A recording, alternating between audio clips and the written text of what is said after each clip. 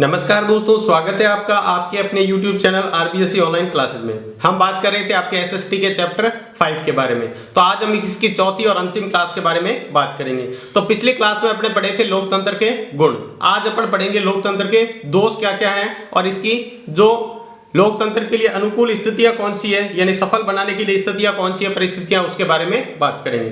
तो देखते हैं इसके बारे में। तो आपने पिछली क्लास नहीं देखी है तो वो देख ले, इसके बाद में अपन आगे बढ़ते हैं। यहाँ से लोकतंत्र के दो दोष और विपक्ष के तर्क, इसके बारे में अपन बात करेंगे। तो यानी आपको पूछ ले विपक्ष के तर्क क्या है या लोकतंत्र के दोष क्या हैं, तो इसके बारे में अपन बात करेंगे। लोकतंत्र में व्यक्ति संबंधी धारणा भ्रमपूर्वक। पहला सबसे दोष है लोकतंत्र की व्यक्ति से संबंधित भ्रमपूर्ण धारणा, यानी ऐसी धारणा जो भ्रम उत्पन्न कर रही है। लोकतंत्र व्यक्ति को बुद्धि व विवेक संपन्न मानकर उसे मताधिकार तथा राजनीतिक निर्णय का अधिकार देता है। यानी लोकतंत्र ये मानता है कि व्यक्ति है वो बहुत बुद्धिमान और विवेक से संबंधित है, ठीक है, तो उसे क्या है, मत का अधिकार दिया है और तथा राजनीतिक निर्णय लेने का भी अधिकार किसको दिया है, व्यक्ति को दिया है। लेकिन आलोचकों का मत है, यानी इसके जो आलोचना करने वाले हैं उनका ये कहना है कि व्यक्ति प्राय अपने मूल संवेगों व आवेगों के में संचालित होता है, इसलिए वह व्यक्तियों को मताधिकार दिया जाता है तो हमें व्यवहार में लोकतंत्र की जगह भीड़ तंत्र मिलता है। यानी लोग खुद की अपनी समझ से न देके ऐसे संचालित होते हैं कि मतलब जिधर भीड़ जा रही है उधर का उधर, मतलब दूसरा कैसे कर रहा है उसके संचालन के पीछे पीछे भी क्या करते हैं, सब लोग चलते हैं। तो उसमें क्या होता है, लोकतंत्र की बजाय भीड़ तंत्र उत्पन्न होता है। उसके बाद है बुद्धिजीवी वर्ग की उदासीनता। लोकतंत्र में बुद्धिजीवी वर्ग की उदासीनता होती है, इसमें गुणों की अपेक्षा संख्या का अधिक महत्व दिया जाता है। यानी उदासीनता का मतलब होता है लोकतंत्र में बुद्धिजीवी, यानी जो बहुत ज्यादा समझदार और ईमानदार व्यक्ति होते हैं वो राजनीति में बिल्कुल इंटरेस्ट नहीं लेते हैं। राजनीति में क्या होता है, वो गुणों की अपेक्षा संख्या का अधिक महत्व देते हैं, वो इसके गुणों की बजाय इनकी संख्या में अधिक महत्व देते हैं राजनीति में। इस कारण से समाज में बुद्धिजीवी वर्ग इस व्यवस्था में सक्रिय रूप से भाग नहीं लेते हैं। यहाँ पर क्या है, ज्यादा से ज्यादा वोटों की संख्या पर ध्यान दिया जाता है, ना कि व्यक्ति के गुणों पर, उसके गुणों पर ध्यान दिया जाता है। राजनीति के ज्यादा से ज्यादा मत कैसे प्राप्त करे, सारा का सारा राजनीतिक दल इसी पर ही ध्यान देता है। इस कारण से समाज में क्या है, बुद्धिजीवी जो समझदार लोग होते हैं, इंटेलिजेंट लोग, वो क्या करते हैं, राजनीति में भाग नहीं लेते हैं। इसके बाद है शैक्षणिक महत्व का दावा भ्रमपूर्ण, यानी शैक्षणिक महत्व का जो दावा है वो भी भ्रमपूर्ण है। कैसे, लोकतंत्र के बारे में यह दावा पूरी तरह से भ्रमपूर्ण है कि यह व्यक्ति को नागरिक शिक्षा, नैतिक शिक्षा और राष्ट्र प्रेम की शिक्षा देता है। यानी जो लोकतंत्र है वो व्यक्ति को नागरिक शिक्षा यानी नागरिकता के बारे में समझाता है, यानी मानवता की शिक्षा देता है, नैतिक शिक्षा यानी नैतिक कर्तव्यों की शिक्षा तथा राष्ट्र प्रेम यानी देश के प्रेम के बारे में शिक्षा देता है। लेकिन वास्तविक स्थिति इससे एकदम अलग है, ऐसा कुछ भी नहीं है। इसमें राजनीतिक दल अपने स्वार्थ के लिए राष्ट्रीय हित बताकर प्रचार करते हैं। जो राजनीतिक दल होते हैं, जो राजनीतिक पार्टियां होती हैं, वो क्या करती है, अपने स्वार्थ के लिए प्रचार करती है और ये बता देती है कि ये देश के हित के लिए, भलाई के लिए, यानी देश के लिए काम कर रहे हैं हम, जबकि उनका मेन मकसद क्या होता है, अपना खुद का प्रचार करना। वे एक दूसरे पर आरोप प्रत्यारोप लगाते हैं तथा जनता के विभिन्न वर्गों को अपने प्रभाव में लाने के लिए उनकी भावनाओं को भड़काते हैं। राजनीतिक में क्या होता है, राजनीति में एक दल दूसरे दल पर और दूसरा दल उस वाले दल पर क्या करता है, आरोप लगाता रहता है, उसने वो कर दिया, इसने ये कर दिया। राजनीतिक दल सिर्फ ये कह रहे हैं कि एक दूसरे पर आरोप लगाना और जनता के विभिन्न वर्गों को अपने प्रभाव में लाने के लिए। अब जनता के क्या है, अपने वोट क्या करते हैं, वोट बनाने के लिए यानी वोट लेने के लिए वो क्या करते हैं, उनकी भावना को भड़काते हैं, यानी जातिवाद, उनके बीच जातिवाद फैलाना या कई तरह की उनके बीच ऊंच नीच की भावना उत्पन्न कर देता है, ठीक है, यानी देश में जातिवाद फैलाकर वोट लेना और ये सारे इसके अंदर उत्पन्न हो जाते हैं। तो ये भी क्या है, लोकतंत्र का एक दोष हो गया। उसके बाद अगला है लोकतांत्रिक स्वतंत्रता व समानता भ्रमपूर्ण। लोकतांत्रिक स्वतंत्रता व समानता भी भ्रमपूर्ण है। इसके अंदर लोकतांत्रिक व्यक्तियों को राजनीतिक स्वतंत्रता व समानता प्रदान करता है। लोकतंत्र क्या करता है, व्यक्तियों को राजनीतिक स्वतंत्रता और समानता प्रदान करता है। किंतु यह आर्थिक स्वतंत्रता और समानता प्रदान नहीं करता है। यानी आर्थिक रूप से, यानी कोई बहुत ज्यादा गरीब है तो कोई बहुत ज्यादा अमीर है, इसमें कोई स्वतंत्रता नहीं है, समानता नहीं है। आर्थिक स्वतंत्रता व समानता के अभाव में व्यक्ति की राजनीतिक स्वतंत्रता व समानता भी अर्थहीन हो जाती है। यदि व्यक्ति आर्थिक रूप से एक दूसरे से बहुत अलग है तो क्या होता है, वो उसके बराबर नहीं होता। तो इसलिए वो क्या होते हैं, जो आर्थिक रूप से कमजोर होते हैं वो राजनीति में बिल्कुल भी इंटरेस्ट नहीं लेते, उनको राजनीति से बिल्कुल भी मतलब नहीं होता है। उसके बाद है राजनीतिक दलों का दुष्प्रभाव। यानी राजनीतिक दल है वो, उनका क्या क्या दुष्प्रभाव है। लोकतंत्र में संचालन के लिए राजनीतिक दल परम आवश्यक माने जाते हैं। सबसे आवश्यक ये माने जाते हैं लोकतंत्र को चलाने के लिए कि जो राजनीतिक दल हैं वो सबसे ज्यादा आवश्यक माने जाते हैं। किंतु राजनीतिक दल प्रणाली में अनेक दोष भी हैं, इनके कारण लोकतंत्र में विकार आता है। अब राजनीतिक दल ही खुद ही क्या होते हैं, उनमें ही दोष होता है, तो फिर लोकतंत्र में तो दोष होगा ही होगा। तो इसके कारण लोकतंत्र का विकार, यानी लोकतंत्र में भी क्या होते हैं, अनेक तरह के जो विकार उत्पन्न हो जाते हैं, अनेक तरह के दोष उत्पन्न हो जाते हैं। उसके बाद है अनुत्तरदायी शासन प्रणाली। अनुत्तरदायी शासन प्रणाली, लोकतंत्र शासन में असफलताओं की जिम्मेदारी कोई भी पक्ष अपने ऊपर नहीं लेता है। अब लोकतंत्र में मान लो देश के अंदर कोई ऐसी असफलता होगी ये बड़ी, तो क्या करता है, कोई भी पक्ष, कोई भी राजनीतिक पार्टी उसको अपने ऊपर नहीं लेती है, दूसरी पार्टी पर थोप देती है कि उस पार्टी ने ऐसा किया, उसकी वजह से ये हो रहा है। जब भी कोई बड़ी असफलता मिलती है तो सरकार विरोधी दल उसके लिए उत्तरदायी बनाती है। यानी सरकार विरोधी दल यानी दूसरे दल, जो पार्टी एक सरकार चला रही है, जो सरकार में जो चुनाव में हार चुकी है, उसके ऊपर क्या करती रहती है, आरोप लगाती रहती है। यानी पार्टियां एक दूसरे पर आरोप लगाती रहती है, कोई भी उसकी हार यानी असफलता की जिम्मेदारी नहीं लेता है। उसके बाद है सार्वजनिक धन व समय का अपव्यय। यानी लोकतंत्र के अंदर बहुत ज्यादा सार्वजनिक धन का और समय का अपव्यय होता है, यानी फालतू काम का खर्च होता है। कैसे, देखो, लोकतंत्र में नीतियों के निर्धारण व कानून के निर्माण में अत्यधिक धन व्यय होता है। जब कोई नीतियां बनती है और कानून बनता है तो उसके अंदर बहुत ज्यादा धन का व्यय होता है, क्योंकि उसके अंदर बहुत ज्यादा बैठ के करनी पड़ती है, बैठ के बहुत लंबी चलती है, जिससे बहुत ज्यादा धन का व्यय होता है, फालतू कम खर्च होता है, और समय की भी बर्बादी होती है, और साथ में समय की भी बर्बादी होती है। इसी प्रकार आम चुनाव में भी राष्ट्रीय धन व समय की बहुत हानि होती है। अपन आम चुनाव देखते हैं तो आम चुनाव क्या होते हैं, अपने लिए तो फ्री होते हैं, लेकिन सरकार में उसमें बहुत ज्यादा खर्च लगता है। आपने देखते हैं उसके अंदर ईवीएम मशीनें, वहां पर जो काम करने वाले कर्मचारी, तो इससे बहुत ज्यादा क्या होता है, खर्चा होता है, और साथ में समय की भी बर्बादी होती है। तो ये भी एक लोकतंत्र का दोष है। उसके बाद है उदासीन मतदान। उदासीन मतदान का मतलब क्या होता है, लोकतंत्र जनता का शासन कहलाता है, किंतु लोकतंत्र में होने वाले चुनाव में मतदाता पर्याप्त रुचि नहीं रखते। लोकतंत्र वैसे तो क्या कहा जाता है, जनता का शासन कहा जाता है, कि जनता अपने द्वारा शासन चलाती है, लेकिन चुनाव में मतदान में पर्याप्त रुचि नहीं लेते। बहुत सारे लोग अपन देखते हैं चुनाव में रुचि भी नहीं लेते हैं। राजनीतिक दल व उम्मीदवार अत्यधिक प्रयत्नों के बावजूद मतदान 50 से 60% के बीच ही भाग लेते हैं। यानी बहुत ज्यादा अपन देखते हैं चुनाव आने से पहले 2-3 महीने सारी राजनीतिक पार्टियां लग जाती है कि चुनाव है, वह मतदान करना चाहिए आपको सभी को, और उम्मीदवार भी क्या करते हैं, बहुत ज्यादा उसके अंदर लोगों को वोट दिलाने के लिए प्रयत्न करते हैं, लेकिन फिर भी अपन देखते हैं 50 से 60% ही टोटल वोट पड़ते हैं। तो यानी 40% से ज्यादा तो लोग ने वोट ही नहीं दिया। इसका मतलब उनको तो इस लोकतंत्र से क्या है, कुछ लेना देना ही नहीं है, यानी वो लोकतंत्र को अच्छा नहीं मानते हैं, यानी उनको इस राजनीति से कोई लेना देना नहीं है।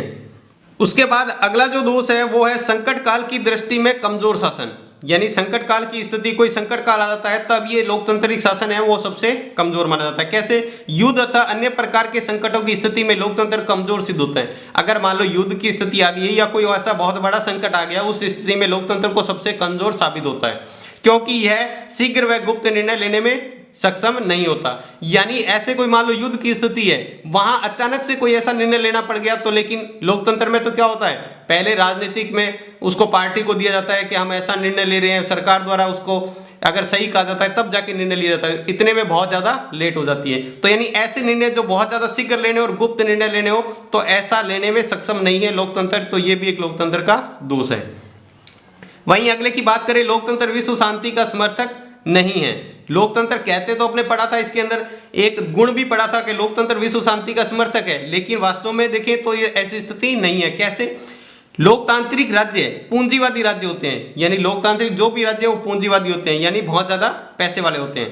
पूंजीवादी युद्ध तथा साम्राज्य को जन्म देते हैं, और जहां ज्यादा पैसा होगा ठीक है, वहीं पर क्या होगा, आपसी झगड़े या युद्ध की स्थिति वहीं पर होगी।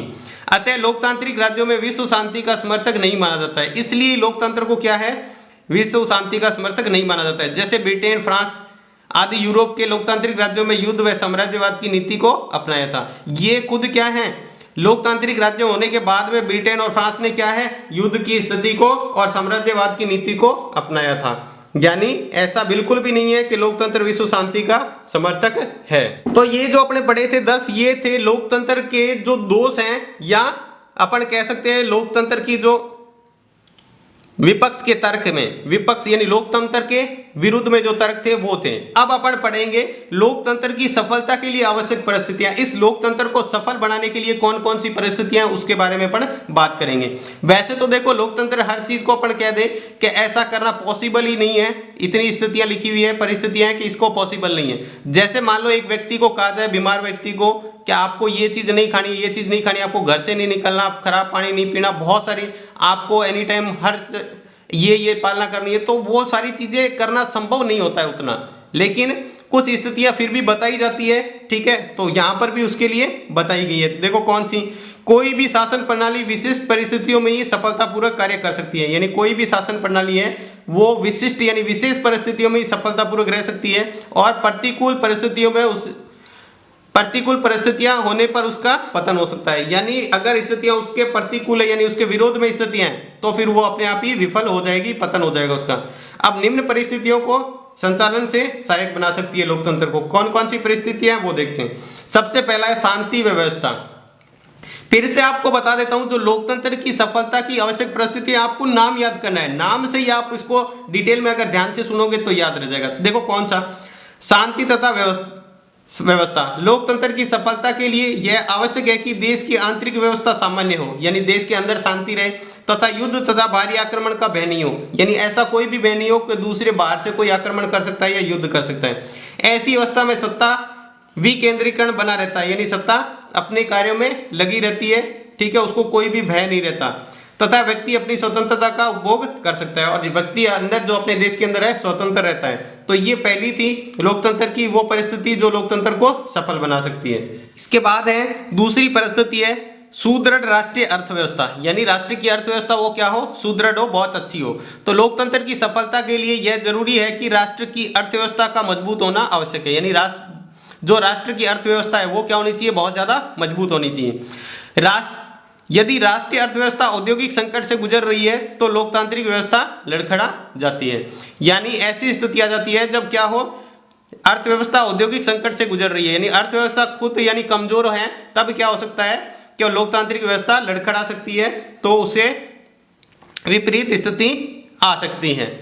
अगली स्थिति है आर्थिक समानता की स्थापना। लोकतंत्र में सफल संचालन हेतु राष्ट्र में यथासंभव समानता का होना भी आवश्यक है, ताकि राज्य में वर्ग संघर्ष की स्थिति पैदा ना हो तथा गरीबी व अमीरी के बीच चौड़ी खाई ना हो। यानी लोकतंत्र के सफल संचालन के लिए, लोकतंत्र को सफल बनाने के लिए क्या हो, जहां तक हो लोगों में समानता होनी चाहिए। ठीक है, और वर्ग संघर्ष नहीं होना चाहिए, यानी आपस में किसी वर्ग में कोई संघर्ष नहीं होना चाहिए, ऐसी स्थिति पैदा नहीं होनी चाहिए। और अमीर और गरीब के बीच में ऐसा नहीं है कि बहुत बड़ी खाई यानी बहुत बड़ा एक गैप बन जाए, जिससे क्या हो, एक ऐसी स्थिति पैदा हो सकती है जो लोकतंत्र के लिए सही नहीं है। उसके बाद अगली जो परिस्थिति है सामाजिक न्याय की स्थापना, यानी सामाजिक न्याय की स्थापना होनी चाहिए। लोकतंत्र को सफल बनाने के लिए व्यक्तियों के बीच धर्म, जाति, भाषा, लिंग, नस्ल, लिंग, जन्म आदि के आधार पर क्या भेदभाव नहीं किया जाना चाहिए। मतलब लोगों में इनके बीच इनको लेकर कोई भी भेदभाव नहीं होना चाहिए, जाति से लेकर, भाषा से लेकर, कोई धर्म से लेकर, लिंग से लेकर, रंग से लेकर, इनमें कोई लोगों के बीच में कोई भी भेदभाव नहीं होना चाहिए। सभी व्यक्ति कानून के सामने समान माने जाएं, चाहे वो अमीर हो चाहे कितना ही गरीब हो, सबको कानून के सामने बराबर माना जाए। और न्यायालय समान कानूनी संरक्षण दे, और न्यायालय क्या करे, उनको समान, सभी को क्या है, अगर मान लो कोई गलत काम करता है तो कानून सभी के लिए समान ही होना चाहिए। उसके बाद है शिक्षित तथा जागरूक जनता। लोकतंत्र की सफलता के लिए जनता का शिक्षित एवं जागरूक होना आवश्यक है। यानी अगर लोकतंत्र को सफल बनाना है तो जितनी जनता जागरूक होगी और शिक्षित होगी तो उतना ही लोकतंत्र सफल रहेगा। इससे स्वस्थ व जनमत का निर्माण होता है। इससे क्या होता है? स्वस्थ जनमत का निर्माण होता है। जनता सरकार की लोकतंत्र विरोधी नीतियों व कार्यों का विरोध करने में समर्थ होती है। अगर मान लो सरकार जनता के अनुसार कार्य नहीं कर रही है तो जनता विरोधी नीति और कार्यों का विरोध करने में समर्थ होती है। अगर जनता क्या हो, शिक्षित हो और जागरूक हो तो ये कर सकती है। उसके बाद है अगला, जनमत का निर्माण। लोकतंत्र की सफलता के लिए जनमत निर्माण के साधनों जैसे प्रेस, साहित्य, रेडियो, सिनेमा, दूरदर्शन आदि स्वतंत्रता आवश्यक है। यानी इन सभी को सरकार अगर सही कार्य करती है तो उनके लिए बोलना, या सरकार अगर गलत कार्य कर रही है तो उनके खिलाफ लिखना की स्वतंत्रता होनी चाहिए। ऐसा नहीं है कि सरकार जो चाह रही है उसके अनुसार, यानी ये सारे के सारे सरकार के अंडर में काम नहीं करने चाहिए। ये स्वतंत्र होने चाहिए ताकि लोगों को इसके बारे से ही पता चलता है, सरकार के बारे में, पूरी सच्चाई के बारे में। अगर मान लो यही क्या करते रहे, सरकार की अच्छाई गिनाते रहे तो लोगों में क्या हो जाएगा, सिर्फ सरकार अगर मान लो कोई गलत काम भी करती है तो अपने को उसके बारे में, अच्छाई के बारे में बता दिया जाएगा। गलत काम बताएंगे नहीं तो अपन ये सोचते हैं कि ये सरकार बहुत अच्छी है, जबकि पीठ के पीछे क्या कार्य होता है वो बहुत ही भयानक हो सकता है। तो प्रेस, साहित्य, यानी अखबारों के अंदर, रेडियो, सिनेमा, जो समाचार वगैरह में क्या होनी चाहिए, जो सच्चाई होनी चाहिए वही दिखानी चाहिए, ठीक है। लेकिन आजकल ऐसा बहुत ही कम ही होता है।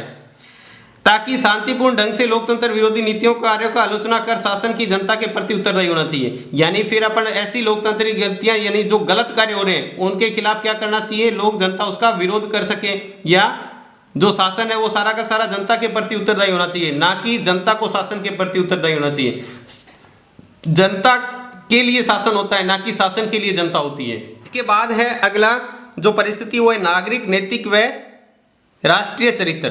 जब किसी समाज में नागरिक, नैतिक व राष्ट्रीय श्रेष्ठ होता है तो वहाँ लोकतंत्र सफल होता है। जहाँ का समाज ही खुद ही क्या हो, नागरिकता, वहाँ की नैतिकता और राष्ट्रीयता अगर श्रेष्ठ होगी तो खुद अपने ही समझते हैं कि लोकतंत्र क्या होगा, वहाँ का सफल होगा। यानी नागरिकों में क्या होगी, लोगों में नागरिकता की जहाँ पहचान होगी, लोग नैतिक कर्तव्य को समझते हैं, राष्ट्रीय जो श्रेष्ठ है, जहाँ का राष्ट्रीयता श्रेष्ठ है, लोग देश प्रेम को समझते हैं तो वहाँ की लोकतंत्रता सफल होगी, ठीक है। सफल होने की बहुत उम्मीद होती है। ऐसे समाज में व्यक्ति अपने अधिकारों व कर्तव्यों को उचित प्रयोग करते हैं। यानी जो समाज के अंदर लोगों के अपने अधिकार हैं और अपने कर्तव्य हैं उनको बहुत अच्छी तरीके से समझते हैं तो लोकतंत्र सफल होगा।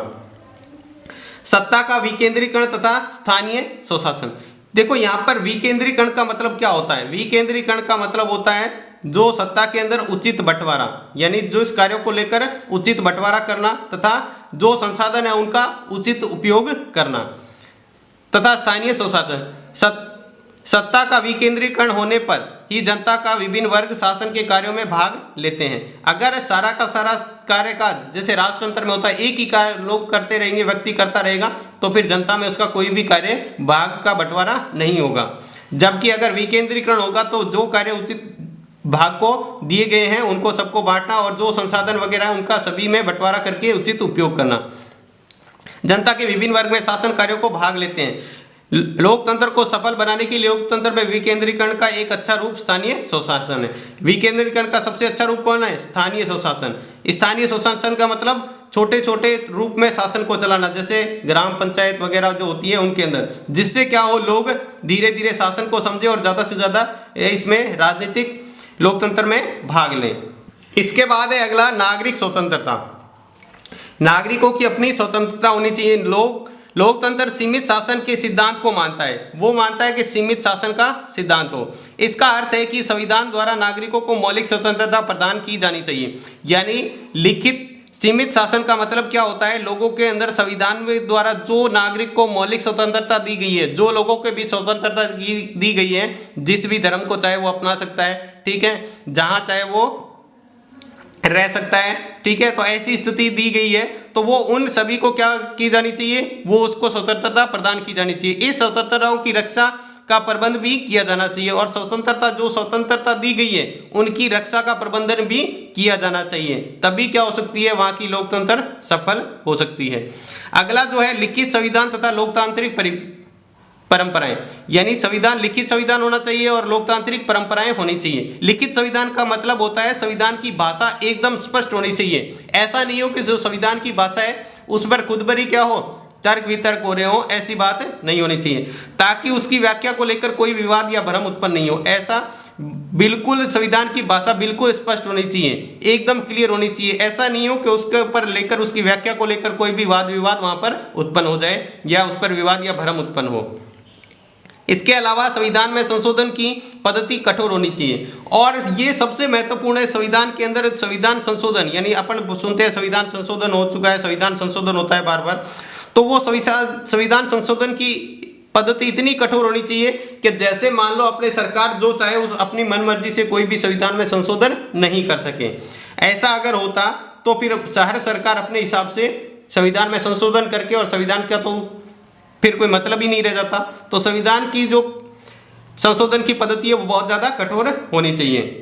इसके बाद है स्वतंत्र व शक्तिशाली न्यायपालिका, यानी इस तरह की न्यायपालिका होनी चाहिए जो बिल्कुल स्वतंत्र हो, कहीं पर भी पक्षपात नहीं हो और शक्तिशाली भी होनी चाहिए। लोकतंत्र में सरकार को निरंकुश सत्ता प्राप्त नहीं होती, अपितु उसे अनिवार्य रूप से संवैधानिक मर्यादाओं में व सीमाओं में स्वीकारना होता है। ऐसा नहीं है कि जो सरकार बन गई वो अपनी मनमर्जी से ही सत्ता चलाती रहे, ऐसा बिल्कुल नहीं है। उसको क्या है, जो संवैधानिक मर्यादाओं में रहकर और सीमाओं में रहकर ही उसको कार्य करना होता है। लोकतंत्र की सफलता के लिए शक्तिशाली व स्वतंत्र न्यायपालिका की स्थापना जरूरी है। ऐसी न्यायपालिका होनी चाहिए जो किसी में भी पक्षपात नहीं करे, सरकार का ना तो पक्षपात करे और ना ही किसी ऐसी या किसी संघ या पार्टी का पक्षपात करे, वो बिल्कुल स्वतंत्र होनी चाहिए। ठीक है, जैसा सटीक निर्णय वैसा ही निर्णय उसका द्वारा दिया जाना चाहिए। उसके बाद है योग्य व निष्पक्ष कर्मचारी तंत्र, यानी जो इसके अंदर जो कर्मचारी तंत्र है वो न केवल प्रशासनिक दृष्टि से अपने कार्य में कुशल होने चाहिए, अपितु उसे आम जनता के लिए भी सेवाभावी होना चाहिए। ऐसा नहीं है कि जो कर्मचारी इसके अंदर होते हैं वो सिर्फ प्रशासनिक कार्यों में तो कुशल होने नहीं चाहिए, यानी जो उसको प्रशासन द्वारा उसको कार्य दिया गया है उसके अंदर वो एकदम सटीक होने चाहिए, कुशल होने चाहिए। ठीक है, उसमें कोई भी इसकी मतलब 100% ईमानदारी तो होनी चाहिए, साथ में को क्या हो, आम जनता को भी सेवा भाव में उसका अंदर होना चाहिए, यानी आम जनता की वो क्या कर सके, सेवा कर सके, ऐसा भी उसके अंदर भाव होना चाहिए। उसके बाद अगला है स्वस्थ व सुसंगठित दलीय व्यवस्था, यानी राजनीतिक दलों का निर्माण स्वस्थ आधार पर होना चाहिए, यानी ऐसे आधार पर होना चाहिए उनका संगठन क्षेत्रीय भाषा या सांप्रदायिक आधार पर नहीं होना चाहिए, या किसी क्षेत्र से संबंधित या भाषा से संबंधित या संप्रदाय से संबंधित उसका जो गठन नहीं होना चाहिए, निर्माण नहीं होना चाहिए, जबकि राष्ट्रीय आधार पर उनका होना चाहिए, यानी राष्ट्रीयता के आधार पर उनका व्यवस्था होनी चाहिए। इसकी लोकतंत्र के जो दलीय दल होते हैं उनकी व्यवस्था इस प्रकार होनी चाहिए। इसके बाद जो अगली परिस्थिति है वो है योग्य व निष्ठावान राजनेता, यानी राजनेता जो नेता होते हैं वो भी क्या होने चाहिए, योग्य और निष्ठावान होने चाहिए। लोकतंत्र की सफलता के लिए योग्य, बुद्धिमान तथा लोकतंत्र के निष्ठा वाले राजनीतिज्ञों का होना बहुत जरूरी है, यानी ऐसे राजनेता होने चाहिए जो क्या हो, बुद्धिमान हो, योग्य होने चाहिए, पहले तो उनके अंदर ऐसी योग्यता होनी चाहिए नेता बनने की, बुद्धिमान होने चाहिए इतने वो कि इंटेलिजेंट भी होने चाहिए, और साथ में उसको लोकतंत्र में निष्ठा वाले राजनीतिज्ञों की बहुत जरूरत होती है। ठीक है, होना बहुत जरूरी है उसके अंदर ये सब, जबकि ऐसा बिल्कुल भी नहीं होता आजकल। जो चाहे नेता बन सकता है, चाहे वो अनपढ़ भी क्यों ना हो, चाहे वो देश की समझ रखता हो या नहीं रखता हो, मानवता की उसके अंदर ज्ञान है या नहीं है, लेकिन फिर भी नेता बन सकता है। तो जो अपने पढ़ा था उसके अंदर, दोष के अंदर पढ़ा था। अगला है सार्वजनिक हित के राष्ट्रीय योजनाएं, यानी राष्ट्र के अंदर ऐसी योजनाएं बननी चाहिए जो सार्वजनिक हित में हो, जनता के लिए हित के हो। शासन द्वारा ऐसी राष्ट्रीय योजनाएं बनाई जाए जो क्या हो, एक और कृषि उद्योग को संतुष्ट विकास के सहायक हो और एक राष्ट्रीय आय की वृद्धि करते हो, यानी ऐसी जो योजनाएं बनानी चाहिए जिससे राष्ट्र की क्या हो, आय में विकास हो। ठीक है, कृषि उद्योग के संतुलन के विकास में सहायक हो, यानी कृषि के लिए सहायक हो, उद्योगों के लिए संतुलित विकास हो, और साथ में राष्ट्र की आय में भी वृद्धि होनी चाहिए, यानी ऐसी उनके लिए राष्ट्रीय योजनाएं बनाई जानी चाहिए, जिससे क्या होगा, लोकतंत्र के सफल होने के ज्यादा चांसेस होते हैं। उसके बाद है लास्ट, आधारभूत मामलों में राष्ट्रीय सहमति। आधारभूत मामलों पर समाज के बहुसंख्यक व अल्पसंख्यक वर्गों द्वारा तथा राजनीतिक दलों में सहमति होना चाहिए। आधारभूत मामलों में, ऐसे मामलों में निजी जो आधारभूत मामले होते हैं उन पर क्या हो, समाज में जो बहुसंख्यक है या अल्पसंख्यक है वर्ग, चाहे बहुसंख्यक वर्ग हो गए चाहे अल्पसंख्यक। बहुसंख्यक का मतलब होता है जो देश के अंदर बहुत ज्यादा मात्रा में कोई वर्ग है, अल्पसंख्यक का मतलब बहुत कम मात्रा में जो वर्ग है। या फिर राजनीतिक दलों में क्या होनी चाहिए, आपस में सहमति होनी चाहिए, आपस में मतभेद नहीं होना चाहिए। तो ये थे लोकतंत्र को सफल बनाने की जो परिस्थितियां थी वो।